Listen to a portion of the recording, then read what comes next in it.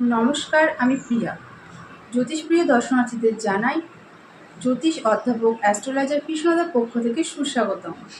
বাস্তুশাস্ত্র মতে বাড়িতে যে সকল গাছ থাকলে বাড়ির আয় উন্নতি হয় ও রোগ ব্যাধি দূর হয়, যেমন অশোক গাছ ও বট গাছ বাড়িতে থাকলে সীতার আশীর্বাদে বিবাহ জীবন সুখের হয়। নিম গাছ বাড়িতে থাকলে ব্যাধি রোগ দূর হয়। তুলসী গাছ বাড়িতে থাকলে ভগবান শ্রীকৃষ্ণের ও রাধার আশীর্বাদ পাওয়া যায়। হলুদ গাছ থাকলে মা লক্ষ্মীর আশীর্বাদ পাওয়া যায়।